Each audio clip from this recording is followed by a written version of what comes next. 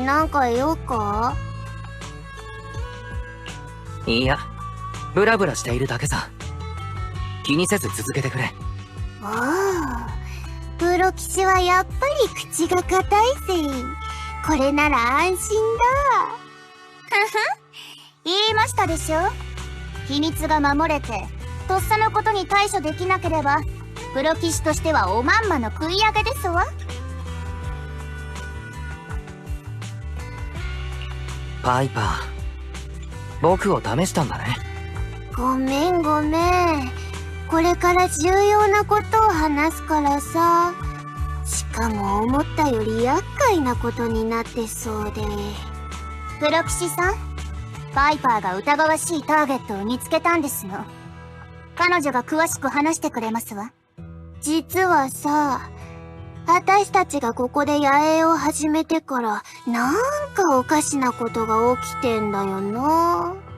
ブレイズウッドの町から工芸品が搬出されると決まってその日の夜、町長のカーサが 2,3 時間町を離れるんだ。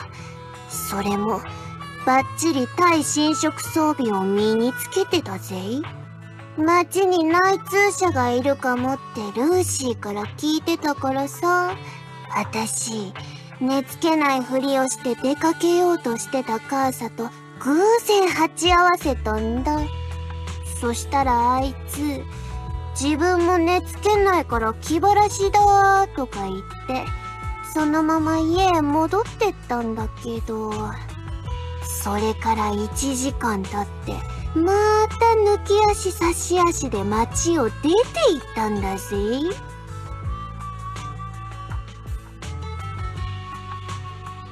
カーサさんが内通者だという線がぐっと濃くなった感じだな。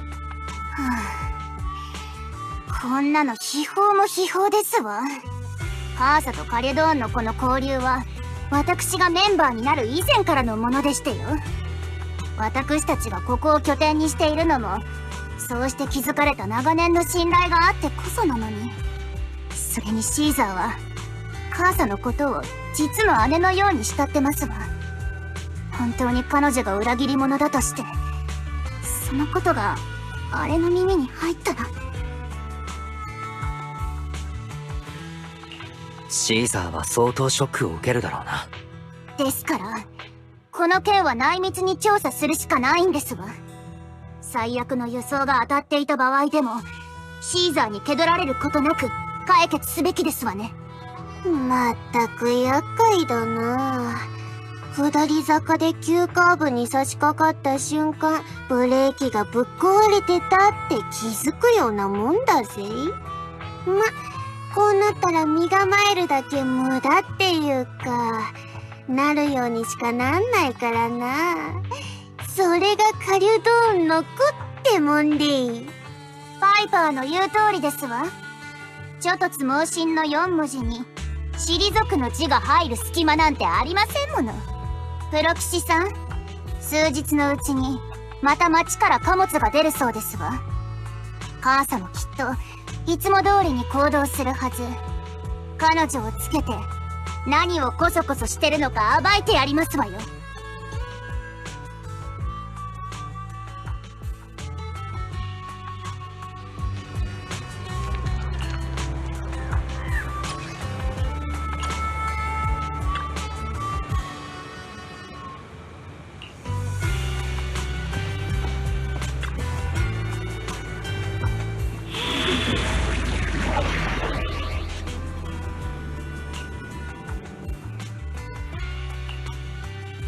何かお困りですか？行動開始。よし、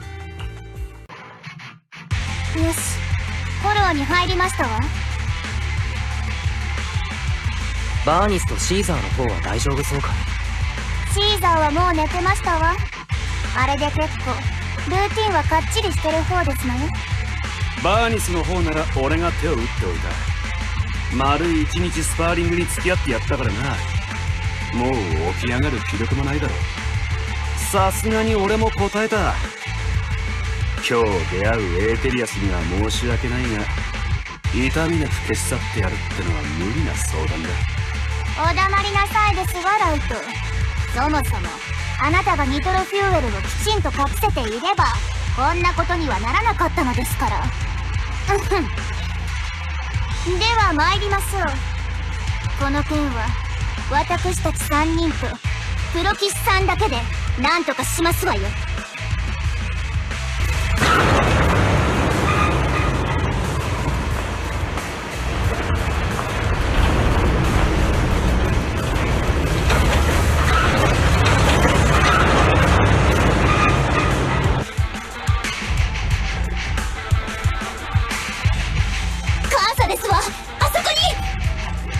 急ぎ参りますわよ。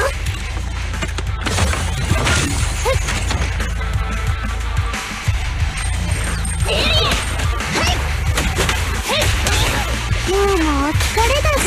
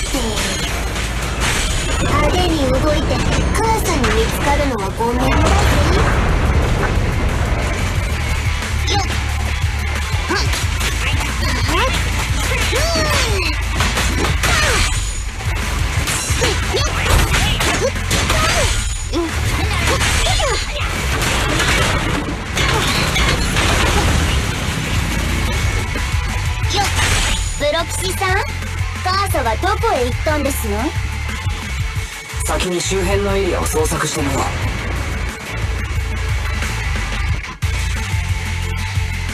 こっちじゃないようだな。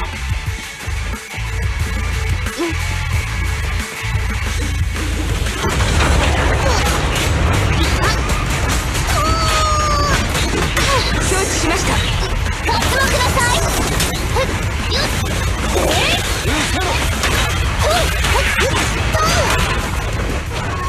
このラウンドもオーライ。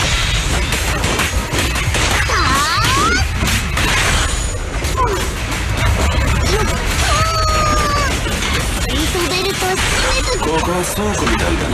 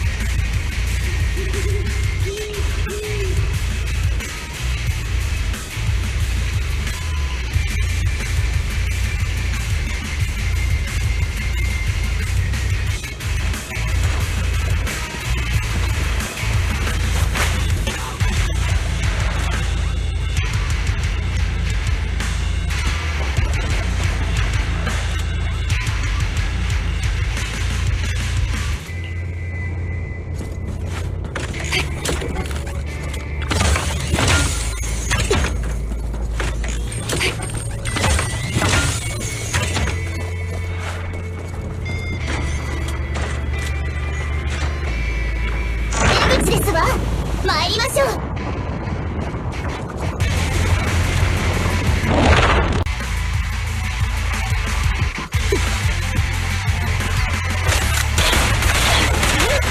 見事な一撃ね。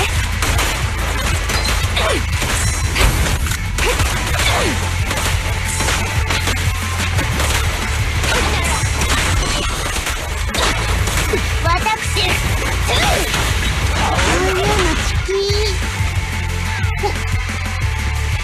カーサですわ。誰かを待っているようですわね。プロ騎士さん、そっと近づいてみますわよ。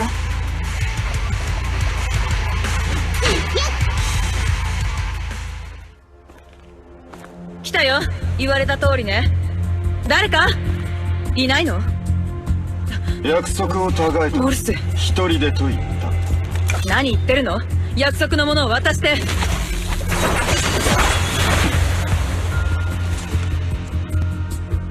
それには相応の代償がいるな。いっそ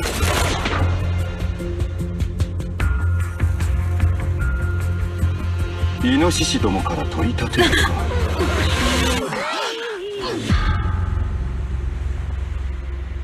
おい、今のはまぐれじゃない。遠慮はいらないってわけですわね。モルス、母さん、まとめて分からせますわ。シーザーからの信頼を知ってて、よくもこんな真似が。待ってルーシー、説明させてちょうだい。あなたは現行犯でしてよ。何を弁解するって言うんですの。一体どんな便宜を図ってもらったんですか。それは勘違いだよ。これは街が生きていくのに今すぐ必要なものなの。ガソリンスタンドが枯れちまってから街は本当に痩せ細っているんだ。なんですって。そんなこと今までに一度も。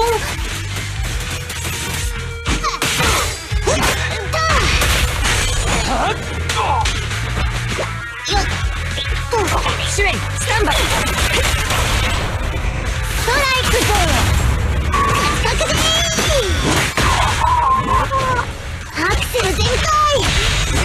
やる。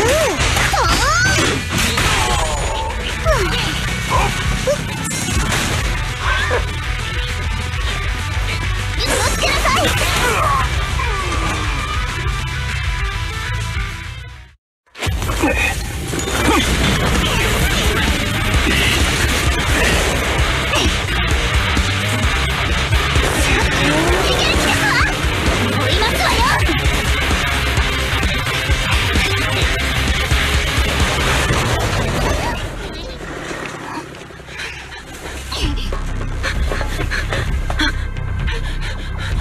シーザー、どうしてここに？シ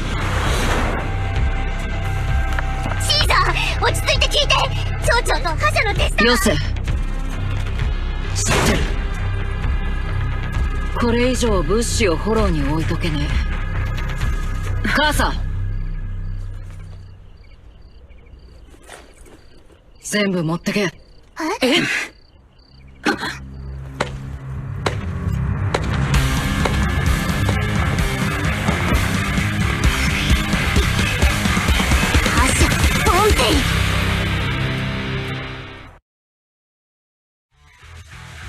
久しいな、カリュドーンの子シーザーよ。ビッグダディのそばにいたあの小娘が部下を連れて俺の部隊に足をかけているとは覇者ポンペイ。カリュドーンの子は今もまだあなたを連盟の長と認めてはいますけれど、ここに現れたからには納得のいく説明を聞かせてもらう必要がありますわ。セクナ、いずれ知るであろうことよりも今はより差し迫った問題がある。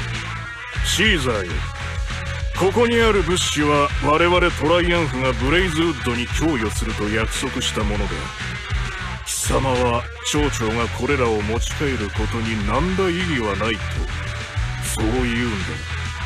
ポンペイおじさま、人をバカにするのも程がありましてよ。待て、ルーシー。お前と母さんが前に言い争ってたことは全部聞いてるぜ。この箱の中身も確認したが、確かに食料と薬だ。嘘はついてねえんだろう。こいつの出所はともかく、町に必要な物資なのは確かだからな。けど、母さん、お前らが困ってんなら、どうして俺らに助けを求めなかった？ずいぶんよそよそしいじゃねえか。シーザー、最初はそうしようと思っていたのさ。ただその時ちょうどあんたがツール・ド・インフェルノの資格を得たって飛び込んできて、街を一時的な拠点にさせてほしいと頼んできたろ。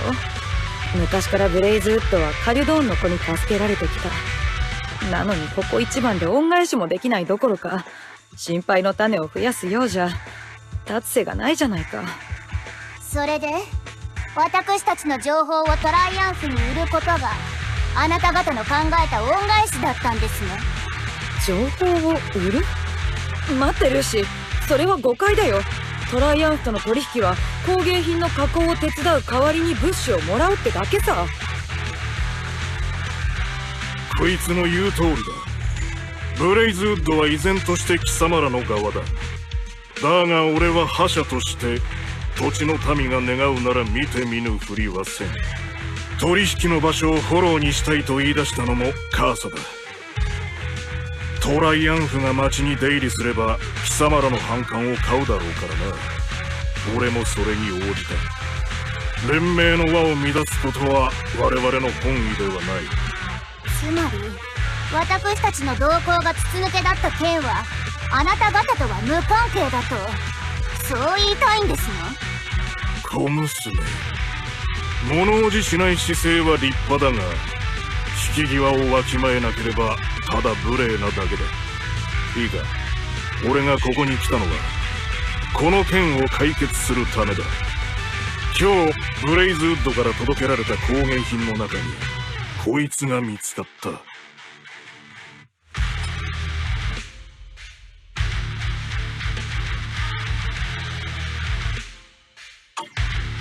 これは盗聴器。モルス、この瓶には重油が入っていたはずだ。俺たち旧油田エリアの生命線、その象徴がな。なぜこんなものが入ってやがる。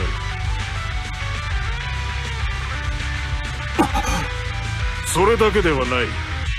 このところブレイズウッドに届く物資が約束の量に満たないそうだ。何か知っているだろう。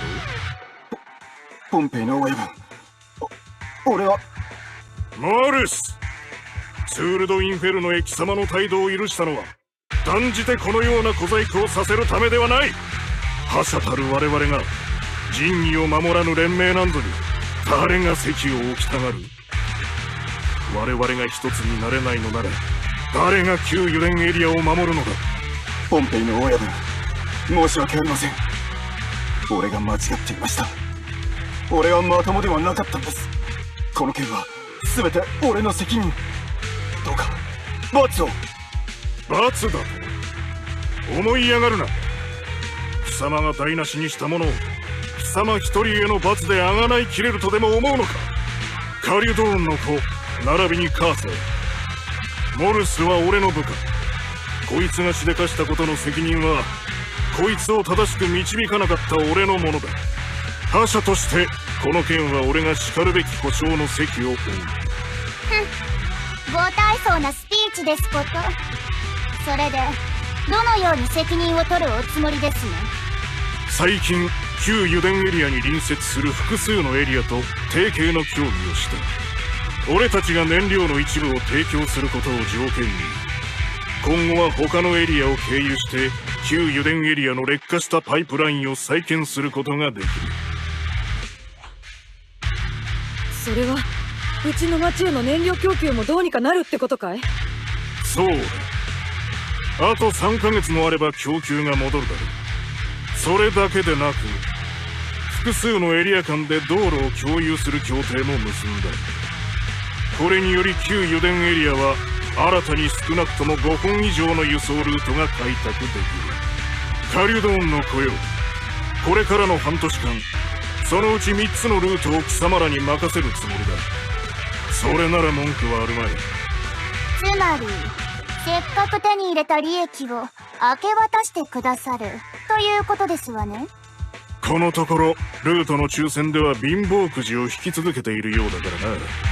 埋め合わせをしてやってもいい頃合いだろう。新たなルートは利益も生むが相応のリスクがある地域を通過することになる。ちょうど腕に覚えのある走り屋が入りようだ。ただし条件もある。この3つのルートで貴様らには困窮している地域住民を支援してもらう。当然このルートを担当する以上は後に続くチームにも同じことをしてもらうがな。どうだ？ルシー、この条件はどう思う？ポンペイの話飲んでもいいやつか？もし出任せを吐いているのでないなら、私たちとブレイズウッドの長年の問題がまとめて解決できますわ。それに私たちがルートを開拓しておけば、他の走り屋にとっても食いぶちが増えることになりますわね。そういうことか。悪くない条件みてえだな、おっさん。けど前提を履き違えてるぜ。ツール・ド・インフェルノが終わった後、誰が覇者で誰がルートを差配すんのかはまだわかんねえだろ。俺様が覇者になったら絶対おっさんよりフェアにやってみせるかな。偉そうな口を聞く。それは肯定と捉えていいんだな。ああ、そう捉えてもらって構わねえぜ。シーザー、こいつは今書いた念書だ。取っておけ。ルートの件はもう間もなく正式に発表される。次はツール・ド・インフェルノでまみえるとしよ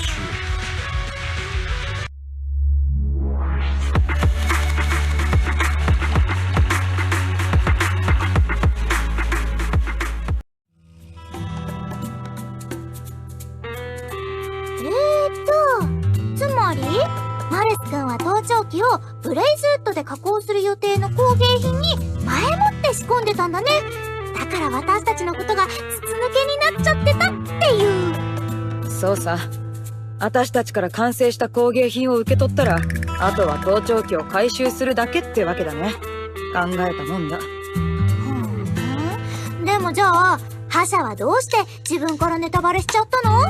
私たちの誰も盗聴器のことなんて気づいてなかったのに。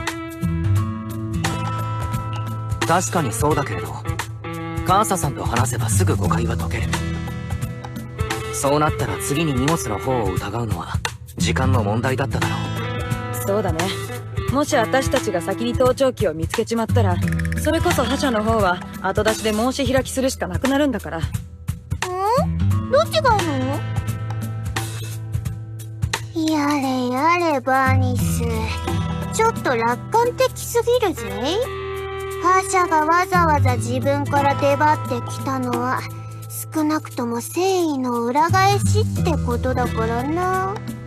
そうだろい？盗聴器を見つけた私たちが鼻息荒く詰め寄ってさ、モルスの独断だってその場で言われて、あの条件を飲んでたか？対処をミスったら走り屋連盟の屋台骨が揺らいじまうからな。旧油田エリアの治安にだって響くんだぜ。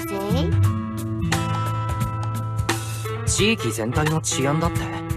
そうさ。今まで私らが平和に暮らしてこられたのも、連盟が団結して石油の安全を守ってきたからこそ。石油は郊外の他のエリアにとっても魅力的ってだけじゃなく、都市の大企業なんかにとっては郊外への進出を阻む障害でもあるのさ。石油にもしものことがあったら、走り屋はそりゃ別のエリアへ行けばいいけど、他の連中は悲惨なことになるだろうね。特にブレイズウッドの住民はほとんどが年寄りと子供だ。エーテル適応体質もない。あら、プロキシさん、ここでしたのね。用事があって探してたんですわ。少々お顔を貸していただけますこと？用というのはシーザーのことですわ。私たちが覇者と会ってからというもの、彼女の様子がどこかおかしい気がしますの。普段の粗骨でエネルギー過多なところが鳴りを潜めて、なんだか一人でぼーっとしてることが多いんですわ。おまけにご飯を食べる量さえ減っているような。何か心配事があるんだろうか。ライトが珍しくツール・ド・インフェルノのためにと手合わせに誘ったら、なんて言ったと思いまして？考え事があるですわよ、あのシーザーが。あの日の出来事と関係がありそうですけれど、どうせ聞いたところではぐらかされるのは目に見えてましたよ。念のために申し上げておきますわ。あれがどんな機構に走ろうと私個人は知ったこっちゃないですけれど、あんなのでもまだカリュドーンのこの大将ですもの。チームの士気に関わるような振る舞いは看過できかねますわ。プロ騎士さん、何かいい対処法はございませんこと？僕がシーザーをどこかに連れ出してみようか。気分転換くらいにもなるかもしれない。もともと明日は新エリートの家に帰ってオフラインデータをコピーするつもりだったんだ。ちょうどいいかもしれない。ナイスアイデアですわ。シーザーはあまり新エリートに行ったことがありませんし、見聞を広げるいい機会かもしれませんわね。シーザーには私の方から言っておきますわ。明日は彼女のバイクで新エリートに向かってくださいな。頼みましたわよ。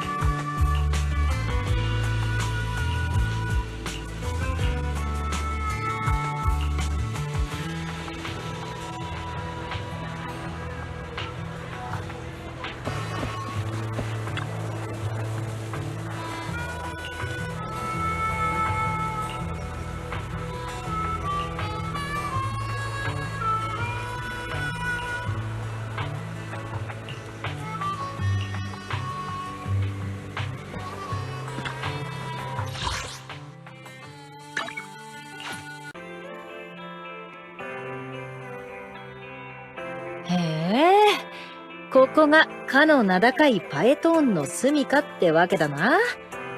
おまけにマジでビデオ屋を経営してるとは。そういやルーシーのやつ、推しとやらが出てる映画のためだけにわざわざ新エリートまでひとっ走りしてたっけな。シーザーはあまり新エリートには来ないのかい？一応ここで商売するように臨時通行許可証は取得したぜ。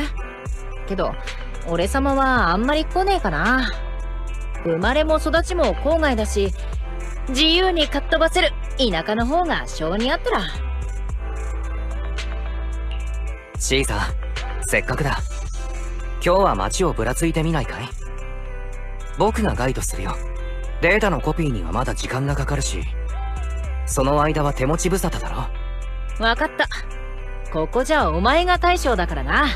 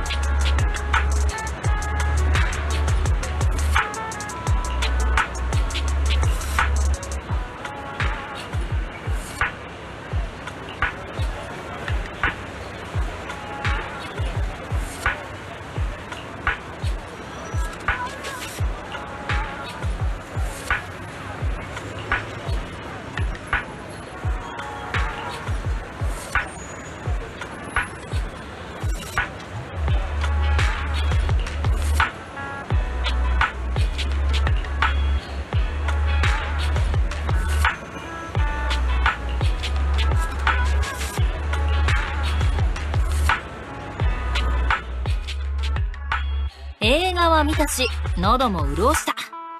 次はどこへ行きゃいいんだ？まだ時間はあるし、この辺りを散歩するのはどうだい？ルミナスクエアには他にも面白いお店があるんだ。君が気になるものも見つかるかもしれない。よっしゃ、そうすっか。市民の皆さん、凶悪犯が逃亡しています。道の脇に寄ってください。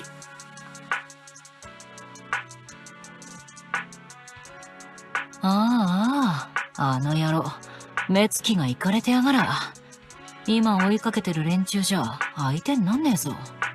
アキラ、ちょっくら行ってくる。お前はついてくるんじゃねえぞ。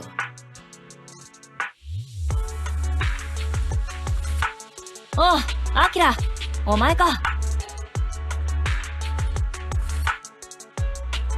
シーザー、今どこにいるんだ？大丈夫なのかい？大丈夫に決まってんだろ。あの野郎なら捕まえた。忘れたか？俺様はライトより強えんだぜ。にしても、俺様がエーテリアスとやり合ってた時とは随分反応が違うじゃないか。あんなトーンでついてくるななんて言われたら、何かあったらと思うのも無理ないだろう。悪い悪い。なんかビビらせちまったみたいだな。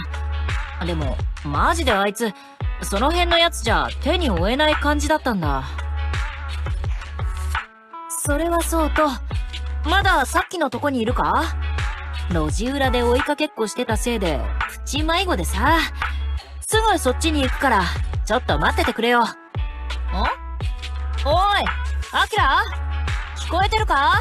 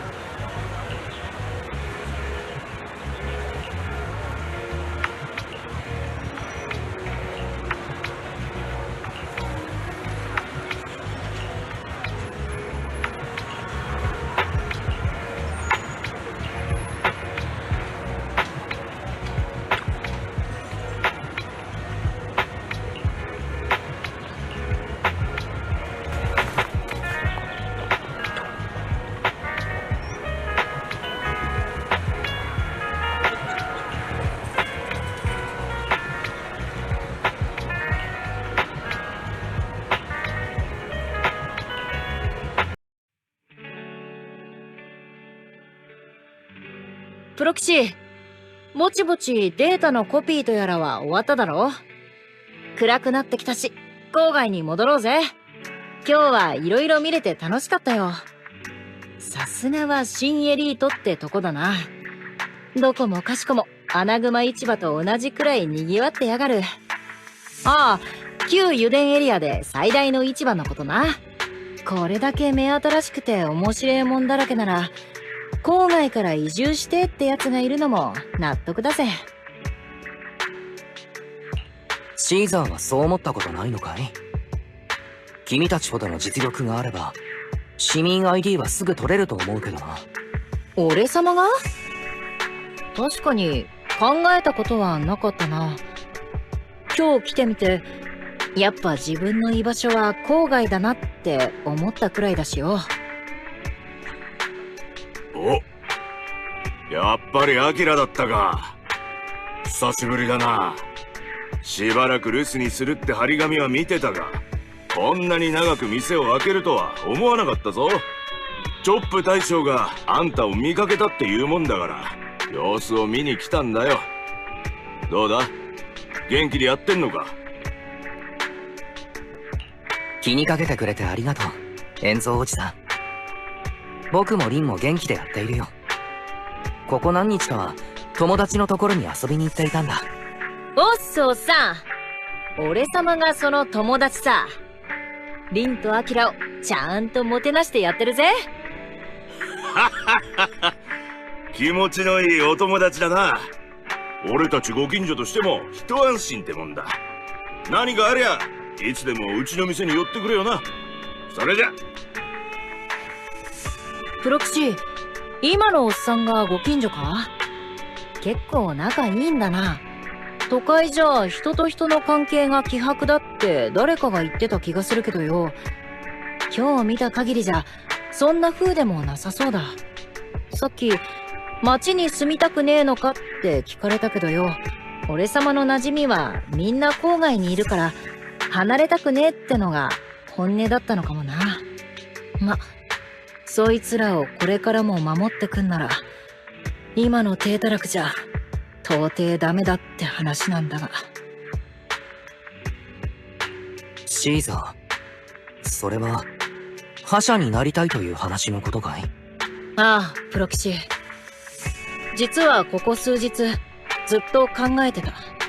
俺様はガキの頃からツール・ド・インフェルノの伝説を聞いて育ったんだ。何のために覇者になりてえんだと聞かれたら迷わず自分が最強だって証明するためだと答えたさ。けど覇者ってのは単純な強さだけのもんじゃねえって気づいちまったんだ。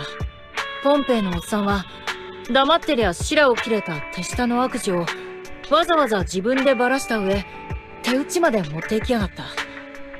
その上カリドーンのことブレイズウッドの問題まで片付けてな。あいつがここ半年姿を見せなかったのも他のエリアとの交渉のためだったってのね。そのことを俺様が知ったのはほんの数日前だ。そんな可能性があったことも選択肢があることも知らなかった。ルートの条件を提示された時だってルーシーは俺らだけじゃなく旧油田エリアにとってどうなのかってとこまで頭が回ってたろ。俺様はどうだ。ルーシーに説明されるまでちんぷんかんぷんだった。それに母さんも生存と仁義の板挟みになりながら町長としての責務を全うしようとしてたんじゃねえか。あいつらに比べたら俺様は周回遅れのドンケツさ。僕はそうは思わない。シーザーにはシーザーの強みがあるはずだ。フォローで荷物を見つけた時も怒鳴ったりせず、まずはカーサさんに持ってけと言っただろ。あの時点では僕たちみんながカーサさんを疑っていたけれど、君だけは町の人たちのことを第一に考えていた。あのままでは荷物は侵食されてしまっていただろうからね。なーに言ってんだ。んなもん誰だってそうするだろうが。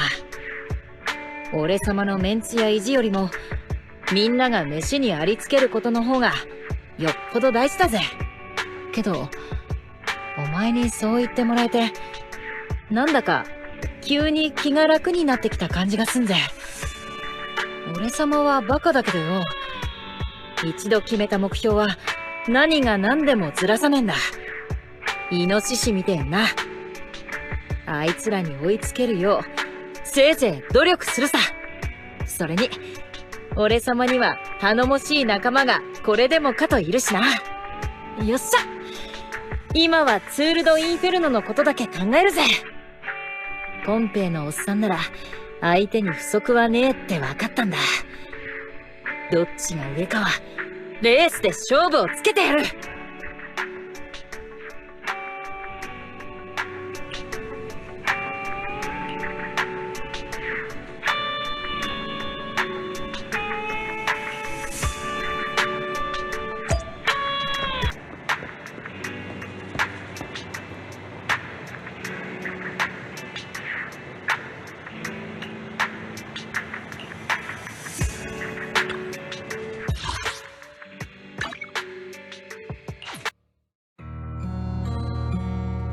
ポンペイの親分、これ新しいルート割り当てのリストです。親分に言われた通り、新規開拓した輸送ルートの何本かはカリュドーンの子に振っておきましたよ。そこに置いておけ。親分、あの新規ルートを開くのには結構骨を折ってた気がするんですけど、いいんですか、連中にあげちゃって。モルスの野郎が小賢しい真似をしなければ不要な手間ではあったかもしれんな。ところで奴はこの件をあいつ自身の独断専行だと言っていたが、ルシウス、貴様はどう思う？そりゃあ親分、モルスだってまああれでチームの利益を考えての行動だったわけで答えになっとらんな。俺の気のせいか。貴様はこの件にあまり動じていないと見える。勝利に貪欲であることは必ずしも悪ではない。だが俺たちは覇者なのだ。仁義に照らして越えてはならん一線がある。走り屋連盟が強固であることは油田の安全にとって必要なこと。それを無視して利益などというものはない。身内同士でごたついている隙を誰かにつけ込まれんとも限らんだろう。それと貴様、ここのところ随分都市の企業と年頃にやっているみたいでな。親分、そんな言い方はないですよ採油プラント用に手配した防護服に問題があったんですって。どうにかする必要に迫られてのことで。そうだといいがな、ルシウス。貴様は頭が回り野心もあるが、目先の利益を焦りすぎる。賢さにあぐらをかいて道を誤るなよ。はい、親分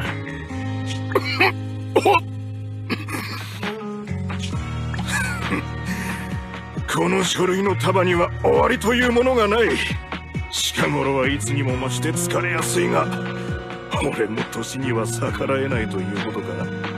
またまた、近頃はツール・ド・インフェルノのことにかかりきりですからね。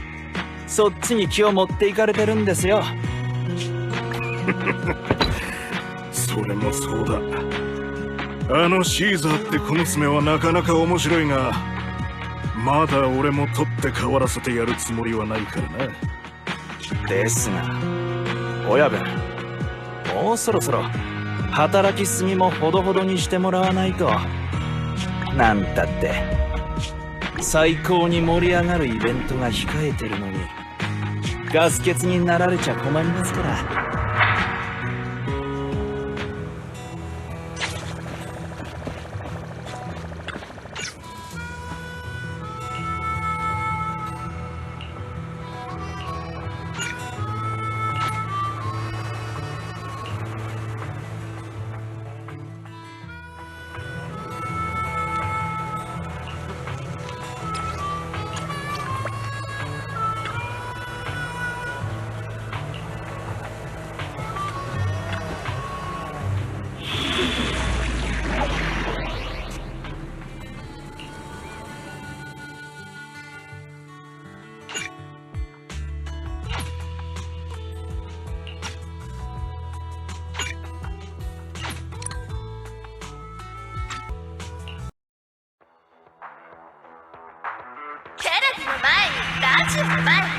に会場にいる熱き燃料バカたち、みんな大好きジョリー・ジョニーだよ。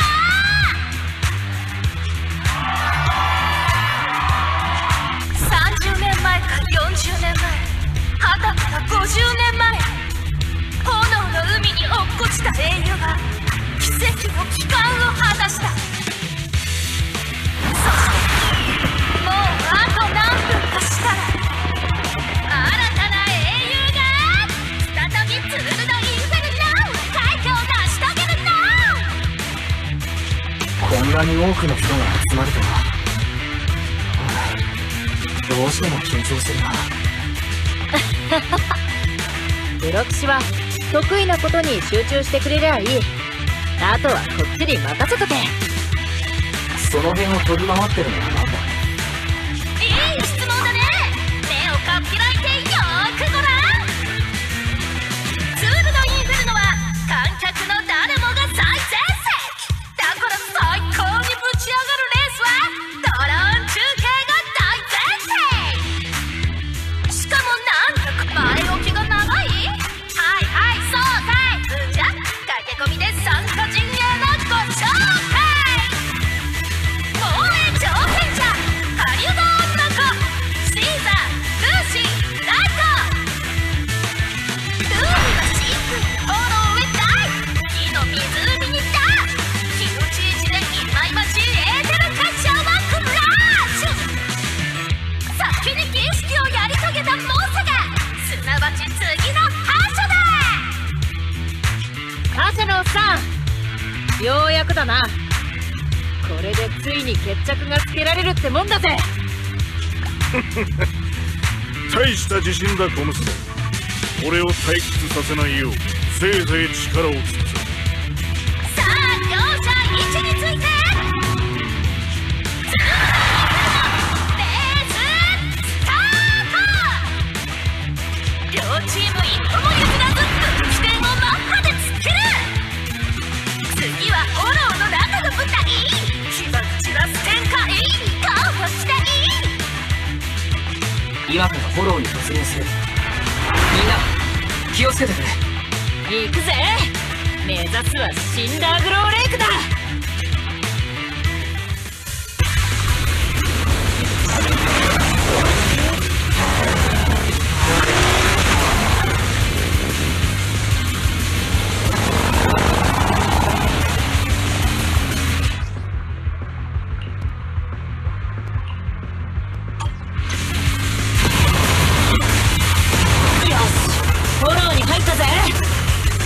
みんな道沿いにフォローの奥まで進もう。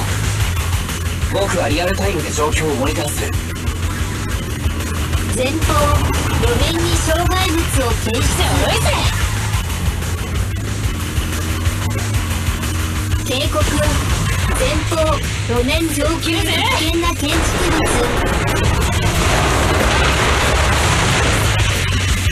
物。無事か。無事なもんですか。髪が砂で刈りされてるぞ。誰がノロノロ運転しろっつったよ。エーテル結晶が増えてきたな。エーテル濃度も上がっている。みんな気をつけてくれ。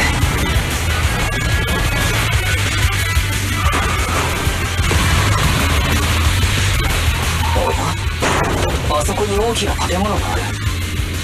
ああ、きっと製油所だな。親父の話だ。昔この辺はかなり賑やかだったんだとよ。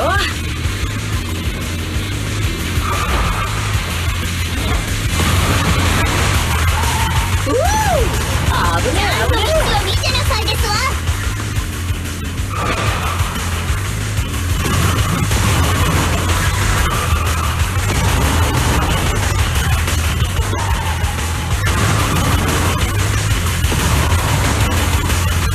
警告。前方の路面に火災。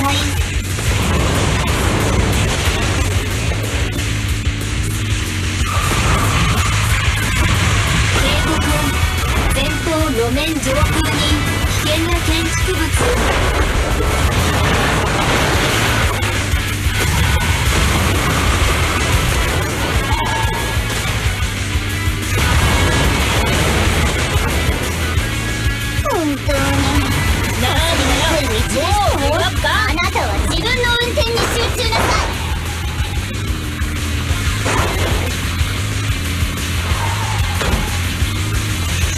気をつけるんだ。前方道が狭くなってる。しっかり座ってな、フロキシ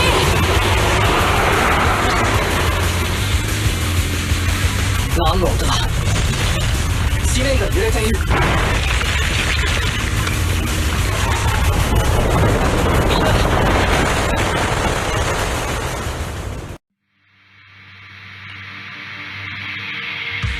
プロキシ、おいプロキシ、起きろ。大丈夫か。ちくしょう、今の衝撃でボンプが壊れたんじゃねえだろうな。僕は大丈夫だ。みんなは？わからん。ルーシーとライドが見当たらねえ。ここにいるのは俺様とお前だけだ。でけえ岩が落ちてきて地面をぶち割りやがった。気がついた時にはもうここにいたぜ。マスター、激しい振動による空間の乱脈であなた様は予定ルートから外れました。現在位置を再計算中です。また落石の発生直前、道路の両脇から激しいエネルギーの放出が検知されました。気に留めておいた方がいいでしょう。激しいエネルギーの放出って爆発？あの道路沿いには古くなった石油採掘施設が5万とあった。爆発の原因はそこかもな。早くしろ！だよこれ、体中キラキラした粉まみれじゃねえか。落っこちてった時についたのか？粉？本当だ。イアスも粉まみれじゃないか。待った、これはエーテルのものだ。それも高純度のエーテル爆薬なんかが爆発した時の副産物。どういうこと？お兄ちゃん、郊外に高度のエーテル技術はないし、というか都市の方だってそんな危ないもの売ってないよ。どうしてここに？結論は一つのようだな。爆発は人為的なものだ。なんだと？一体誰の？まさかトライアンフの連中か。やってくれたな、ポンテーのおっさんよ。俺を退屈させるなとか言ってたのは俺様とやり合いたかったからじゃねえのか。どうしてこんな汚え真似を。シーザー、その結論を出すのはまだ早いよ。でもこんなことが起きちゃったし、今日のレースはもうまともに進行できないだろうね。ドローンなら爆発の様子を撮影しているはずだし、状況を会場のバーニスに伝えてレースを中止してもらおう。了解。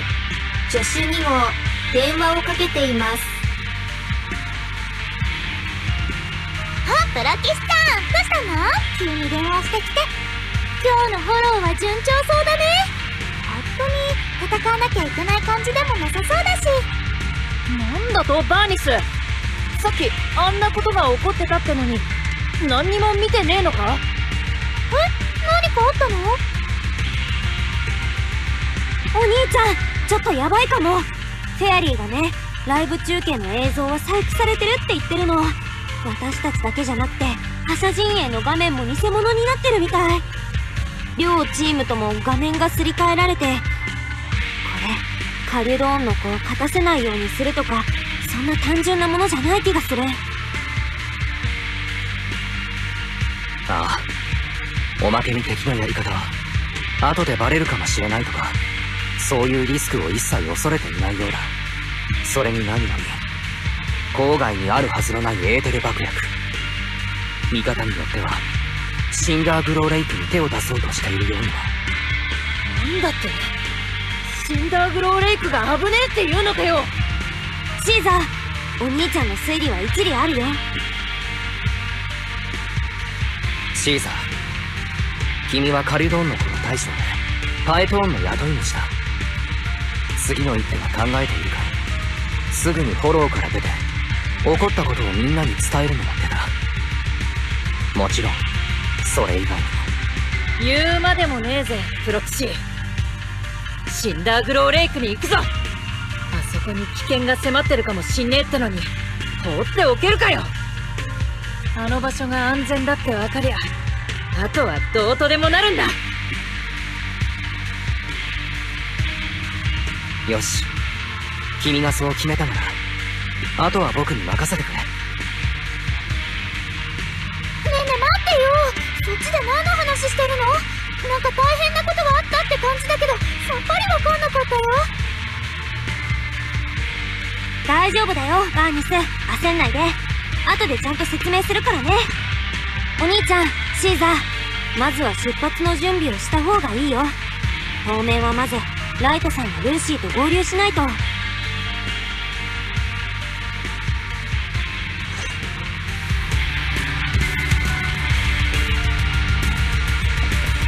行くぞプロキシ、時間がね前方エリアから生体反応を検出。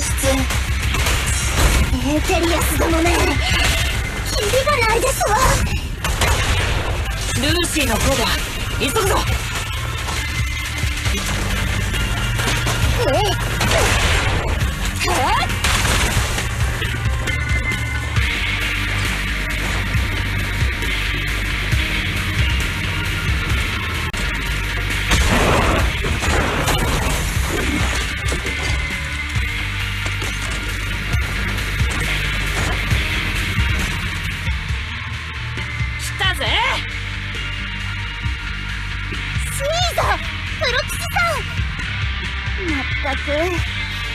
待ちくたびれましたわ。二人とも無事か？大将、俺らが無事だ。にしてもあの崩落は妙だったな。大方エーテル爆薬か何かだろう。なあ、火の湖に悪さしようとしてる奴がいるかもしれねえ。急がねえと。お待ちなさい。バイクもなしにどうやって火の湖へ行くんですの？ヒント、3台のバイクを検知、位置を特定しました。そいつはいいニュースだ。早く連れてってくれ。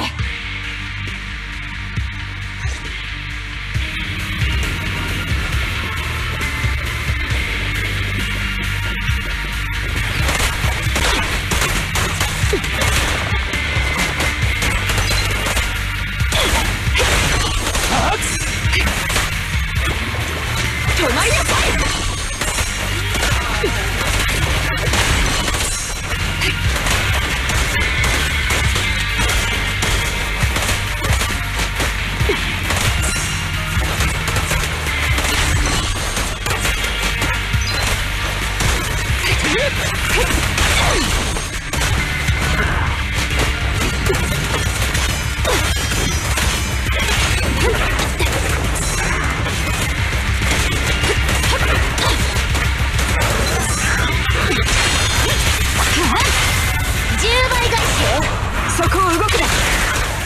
燃えてるか？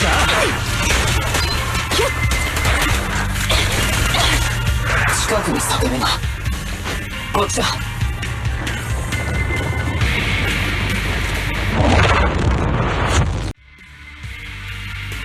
付近から生体反応を検出。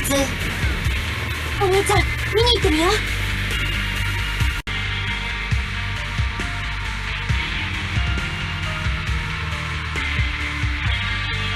ありゃモルスだ。けど妙だな。なんであいつ覇者のおっさんたちと一緒にいねえんだろ。大将、やっこさん、双眼鏡にかじりついて山の麓の方を見てたぞ。俺らが爆発に巻き込まれた方角じゃないか。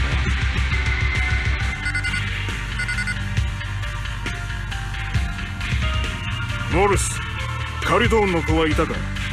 奴らは今どこまで来ている？親分、言いつけ通り奴らが走るルートを監視していますが、一向に姿が見えません。何？妙だな。あの若造どもはこの程度じゃないはずだが、なぜ本番に限って。親分、大丈夫ですか？おいおいモルス、エーテリアスを真っ二つにした親分の勇姿、まさか見てなかったとか言うんじゃないだろうな。余計な心配もいいとこだ。ルシウス、ご機嫌取りも大概にしろ。貴様は俺について長いが、相変わらず強きを避け、弱きを見くびる悪癖は治っていないようだ。貴様は走り屋であり、トライアンフのナンバー2だ。そのざまで後に続く者がいると思うか。ああ、ごもっともです親分。私は相も変わらず不出来な子分で、親分の下にいなかったらきっと火の湖をこの目で見ることすら叶わないでしょうね。もうよい。貴様は今回あれほど堅くなに避けていたツール・ド・インフェルノへ自ら帯同を申し出た。多少は進歩したと言えるだろう。モルス、引き続きカリドーンの子を見張っていろ。我々はじき火の湖に着く。まずいですわね。こちらの想像以上にトライアンフの先行を許していましたよ。けどよ、今の感じだと本編のおっさん、爆発に関しちゃマジで何も知らねえように聞こえたぜ。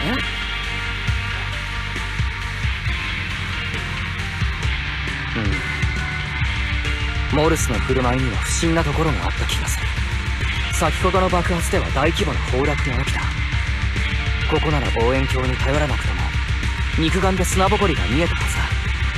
いいとこつくじゃねえかプロキシ。いくら俺らを偵察すんのが本分だっつっても、あんなどでけえ爆発警戒すんのが普通だよな。一言も報告しねえのは妙だぜ。ちょっとシーザー、どでけえ声を出すんじゃありませんわ。誰だ。観念しなモルコ。できない相談だ。発射。これはどうだ。了解。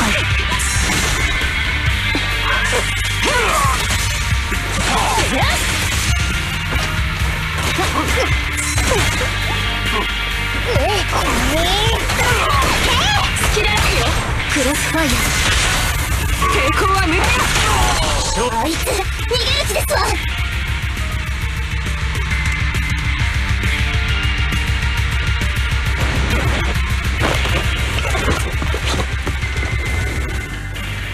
モルス、この腰抜け。大将、奴は裂け目から出た。モルスのやつ、あの爆発と関係大ありでしたよ。嫌な予感がプンプンしますわね。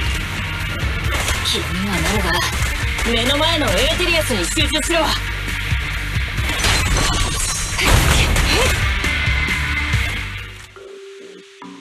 カリュドーンの子め、決着をつけると息巻いておきながら、なんとも退屈なレースだったな。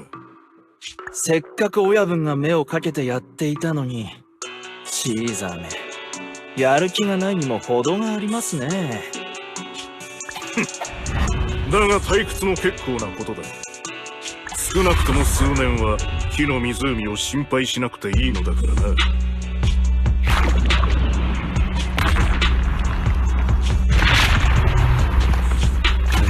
とだ。エーテル結晶が大量に現れたぞ。エーテル10号触媒、有利状態にあるエーテル粒子の結晶化を促す代物です。都市の企業がエーテルの生産量を増やすために開発した技術ですよ。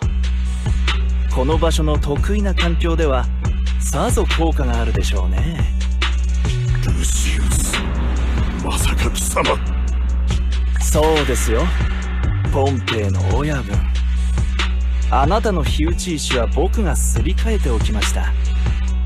火の湖は間もなく完全に消滅します。ああ、そうそう、この触媒を使うと付近のエーテル濃度が急激に上昇するんです。特にエーテル適応体質以上の人には深刻な結果をもたらすでしょうね。ルシウス、貴様よくも断じて許さぬ。おいおい、よくも僕の右頬に傷を増やしてくれたな。怪物め、ここまで侵食が進んでいてまだこれだけのパワーがあるとは。貴様なんぞを期待していたとは。俺の目はとんだ節穴だったようだ。都市のエーテル企業と結託することがどんな結果をもたらすか貴様は分かっているのか。やだな親分、みんながみんなあんたみたく古臭い自由と仁義を信じてるなんてまさか思ってないよな。弱者脳なしももうとっくに時代から見捨てられてるんだよ。エーテルの力さえあれば僕はリーダーのいない郊外に新たな秩序を打ち立てられる。僕の指先一つで動く王国をな。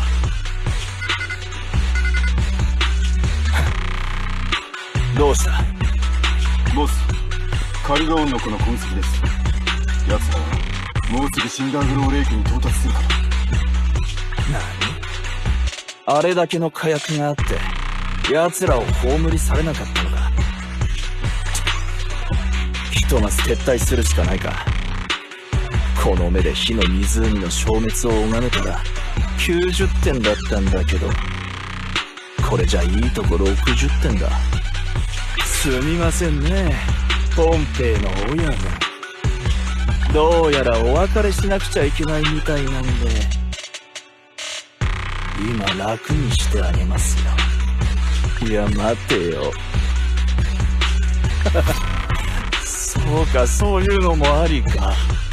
親分、これで終わっちゃうのは悔しいですよね。カリュドーンの子の決着をつけないままってのは。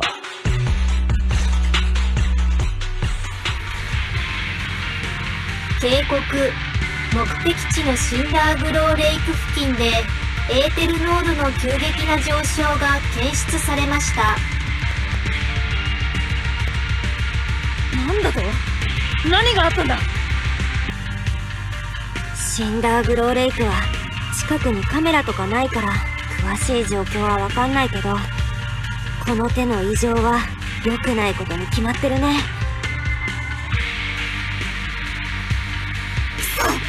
あと一歩遅かったですわね。よし、何があろうと俺らはできるだけ最速であそこに行くぜ。プロキシー、俺らのバイクは？裂け目で飛ばされたようだ。ここからは逆ついてきてくれ。フェアリー、火の湖の状況は？今もなおエーテル濃度が上昇中です。また火の湖の熱源も失笑中。やっぱり何か起きてやがる感じだな。みんなのバイクがこの先にある。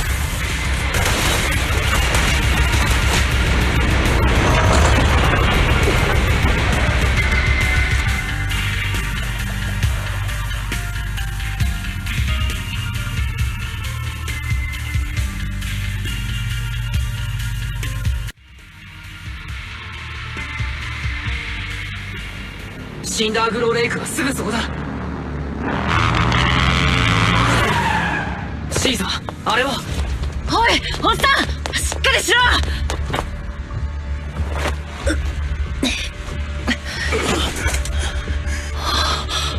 ひどい侵食反応だ。シーザー、火の湖がエーテル結晶まみれですわ。一体何が起こってるんですの？ルシウスが裏切った。すぐ連れ出してやる。まずはそれから。時間がない。シーザー、必ず死んだグローレイクを守る。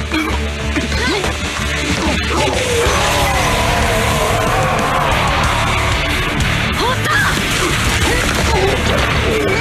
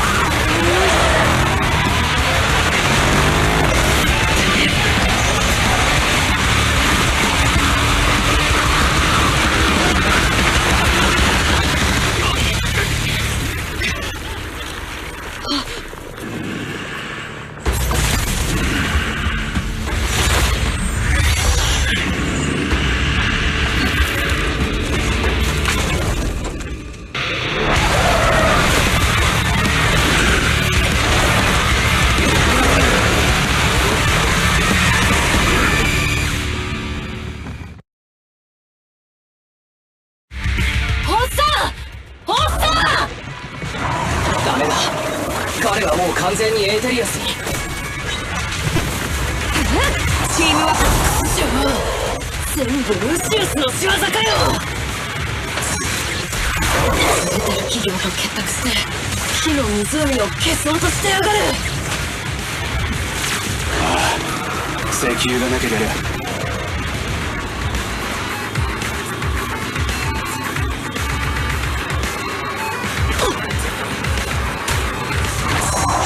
奴の思いがままだ。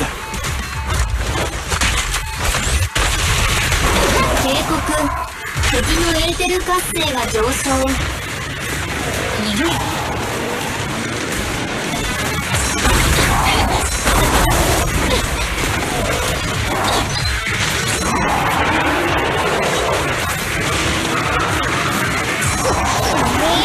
受けてみなさい。好きだよ。光栄に思いなさい。一点集中。ソレノイドエンジン。前から止められん。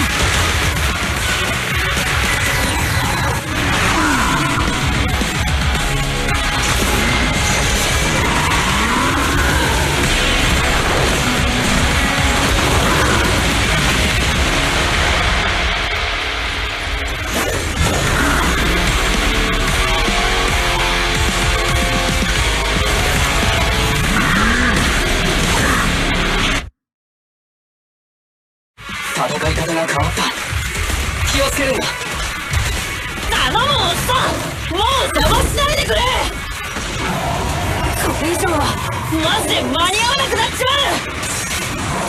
消耗しているな。もう少しだ。お前ら敵か。シーザー、私たちはよくてよ。勝つことだけ考えなさい。覇者の王子様が安らかに眠れる方法はそれだけですわ。分かった。俺様に任せろ。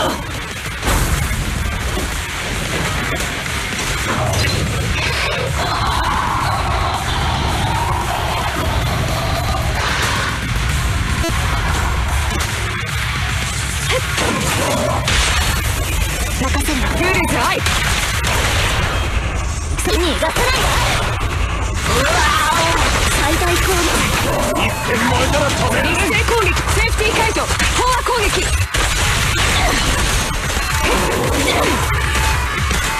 攻撃を続けます。見てなさい。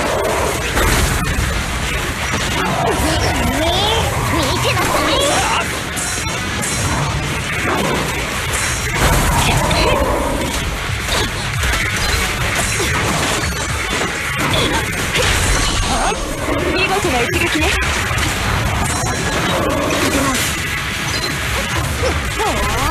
受けてみなさい。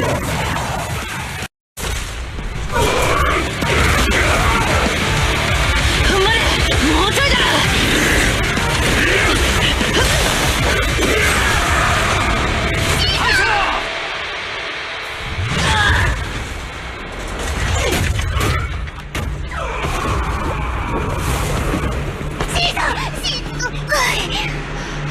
無事だぜ。なんてことね。やっと終わりましたわ。けれど死んだグローレイクはあと数分で完全に消えてしまう。皮肉ですわね。火打ち石があってもこの距離じゃどうにもなりませんわ。石油が消えたらルシウスはここをどうすんだろうな。もう奇跡でも起こらない限りは。火打ち石を届けるぜ。何？待てシーザー、あんたこんな大バカ！死にますわよ！正気ですの？シーザー！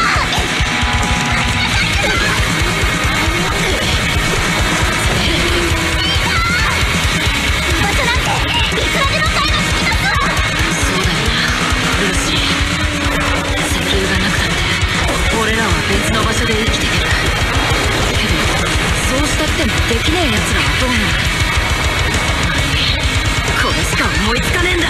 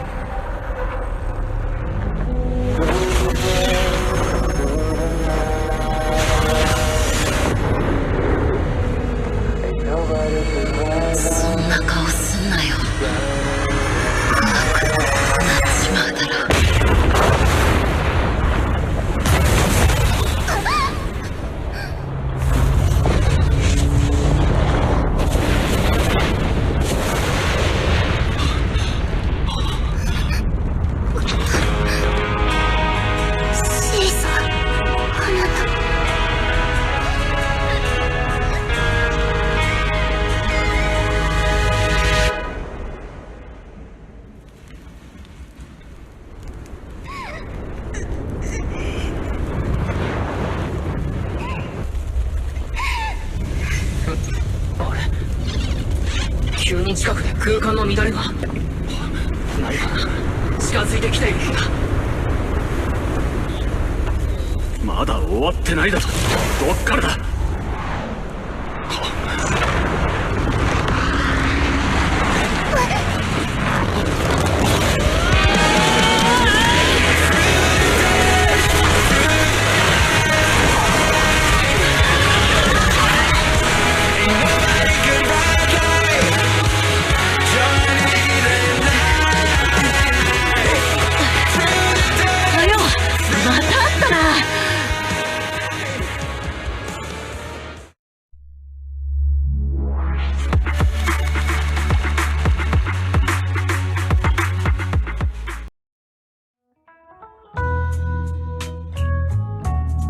お兄ちゃん、荷物は全部詰め終わったから、もういつでも家に帰れるよ。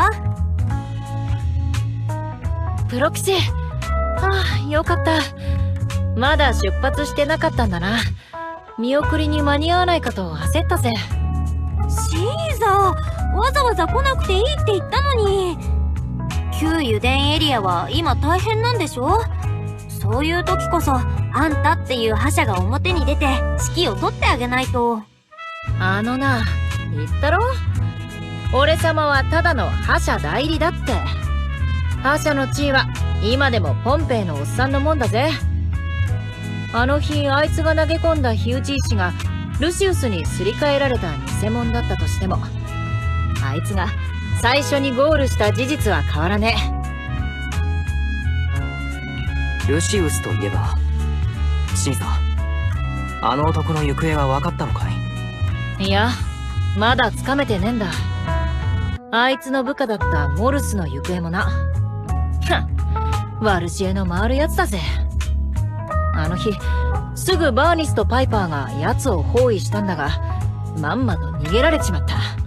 けど、奴が残してったもんから、都市のエーテル企業と結託してた証拠が見つかったし、あの日のことがイアスに録画されてたおかげで、奴の悪行は旧油田エリアの走り屋に知れ渡ったからな。プロキシ、フォローを出てから礼を言う暇もなかったな。火の湖を守れたのはお前のおかげだ。ありがとよ。そんな、全部君のおかげさ、シーザー。火の湖が消えそうになったあの時、僕はもうどうにもならないと思っていた。君がバイクで去っていくところを、ただ見ていることしかできなかったんだ。おいおい、どんどん感傷的になるなって。俺様は助かったんだぜ。なんだか知らねえが、噴出口の下に隠れてた空間の裂け目でな。なあ、プロキシ、なんだってあんなにうまくいったんだ？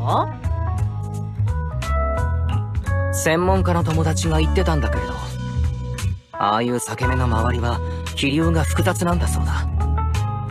だからエーテル粒子も不安定になりやすく、なかなか塞がらないんだとか。それに天然ガスとエーテル粒子が微妙に拮抗していたせいで、あの裂け目は移動が起こりにくい状態だったらしい。だからもう何十年とあの場所に存在している可能性があるとのことだ。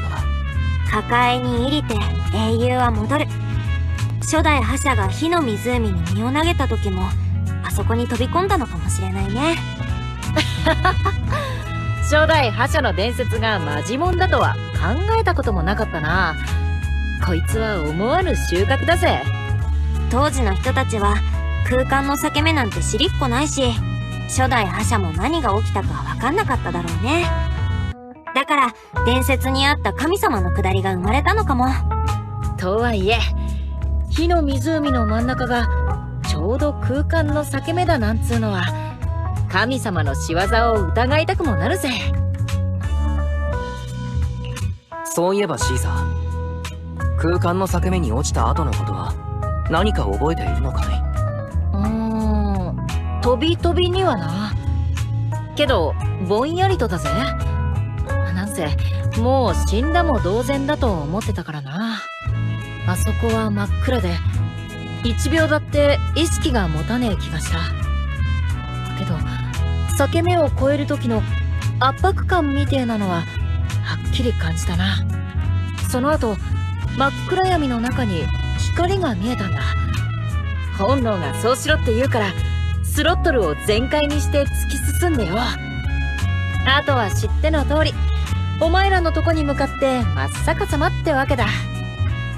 また会ったなって言った次の言葉が、ルーシー、俺様が死んだらカリュドーンの子を任せた。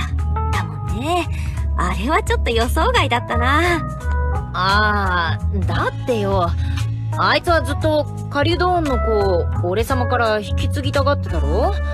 はっきりさせとかねえとってあん時急に思ったんだよ。これでさぞ安心だろうと思いきや、あの暴力女。あなたのお下がりだって死んでもごめんですわ。だもんな。俺様の顔面を思いっきり引っ叩きやがって。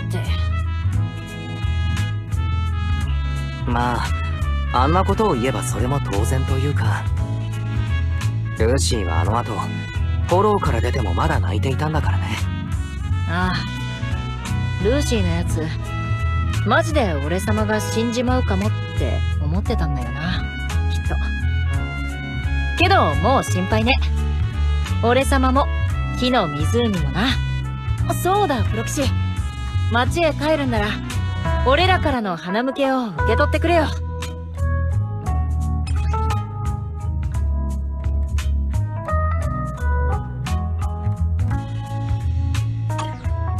これってサンフリントだよね。ああ、カリドーンの子のみんなで作ったんだ。まあみんなっつっても俺様は手伝いに間に合わなくて真ん中の模様を描いただけなんだけどよ。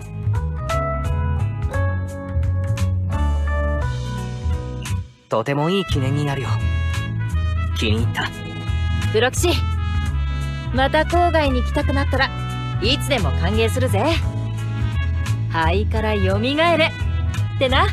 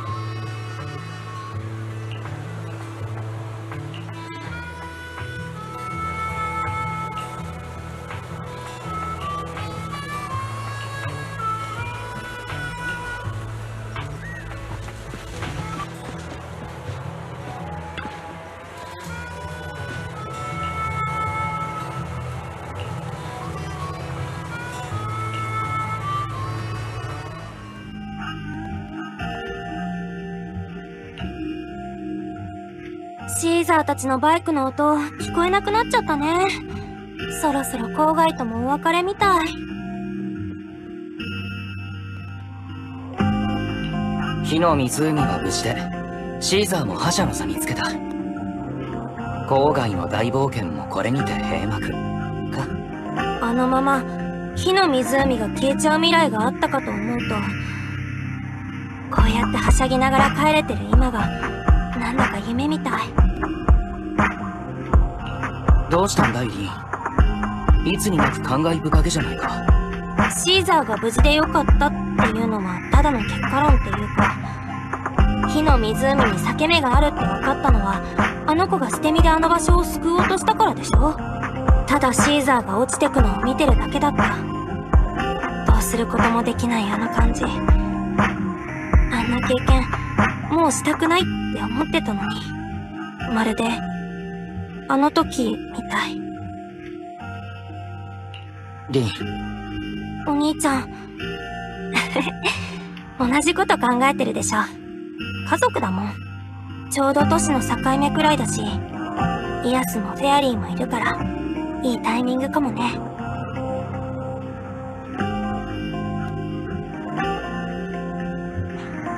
案内ルートを外れました。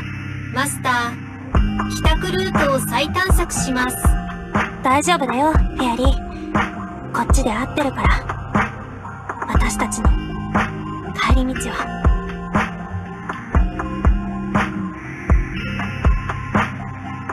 着いた。上まで行こうか。ほらイアス、スカーフ忘れないで。今な。ここに帰ってくるのは随分久しぶりに感じるね、リン。フェアリー、ここがどこか知ってる？検索完了。ここは第一交代中部の新エリート側です。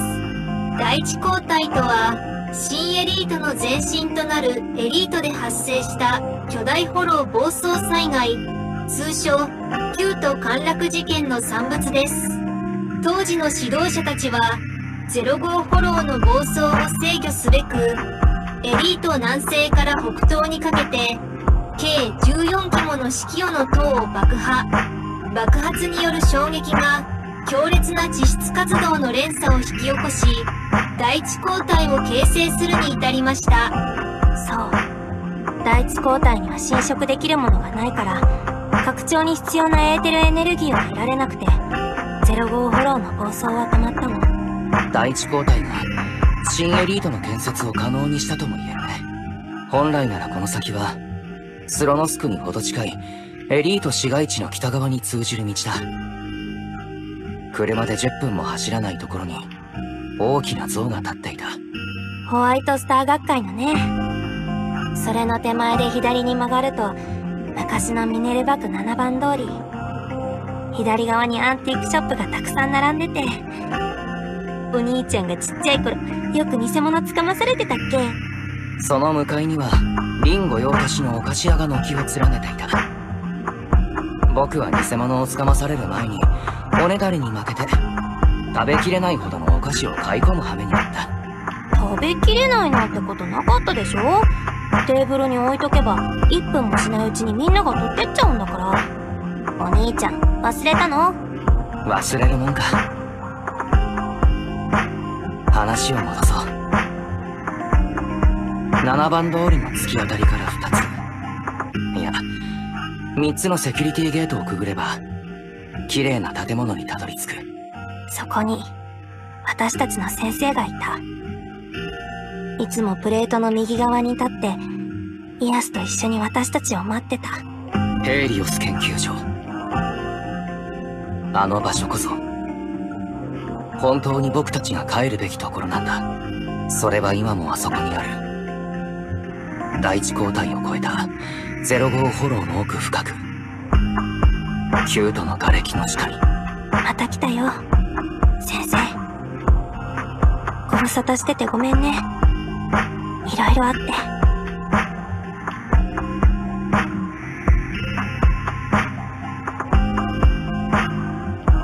マスター、助手2号、僭越ながらその大切な方のご冥福を心よりお祈りします。お望みでしたらその方の名前を検索し、遭難者慰霊碑上の位置をマークすることも可能です。カローレアルナ。遭難者データベースに該当する人物なし。旧都陥落事件に関連する情報内で1件のみヒットしました。05フォローを暴走させ、旧都陥落を引き起こした元凶、ヘイリオス研究所上級研究主任カローレ・アルナ及びその他関係者は大罪人として歴史に名を残すだろう。推測、ご提供いただいた名称に間違いがあるか、同姓同名の別人がヒットしたものと思われます。何も間違ってなんかないよ。当局が公式に旧都陥落を引き起こした張本人って発表したカローレ・アルナ上級研究主任は僕たちの先生だったんだ。私たちを育てていろんなことを教えてくれた。 HDD システムもイアスも全部先生が残してくれたもの。そして旧都陥落の日に私たちを救ってくれたのもフェアリー、前に聞いてきたでしょ。私たちが05フォローの調査に参加したいわけ。今ならわかるよね。観測データを十分に集めれば、いつの日か05フォローの深部まで入ってヘイリオス研究所の廃墟を調査できる。僕とリンがプロ棋士になったのはそのためだ。先生の手がかりがあの場所にあるって信じてるから。僕たち兄弟の命にかけて、先生は決して大罪人なんかじゃない。必ず旧都陥落の真相を暴き、彼女の汚名を晴らしてみせる。なぜなら警告、未知の対象が接近中。え？こんな時間に一体誰が？あなたは対フォロー6課の星見みやび課長。ああ、あの穴井に引いてたボンプの持ち主、並びに独立調査チームの責任者だな。お前たちに敗北を喫するとは思わなかった。覚えてくれてて光栄です。けど敗北ってのはどういう？誰よりも早く第一交代慰霊の地を訪れる修行だ。そして彼女のそばにいてやりたくもあっ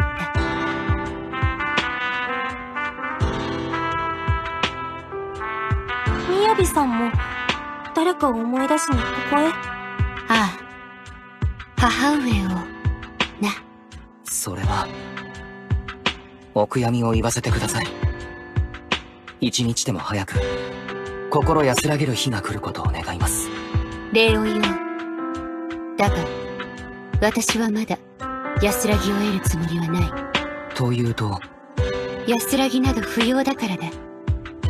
旧都陥落を引き起こした咎人とそれにまつわる全てのものに枷をはめるまでは。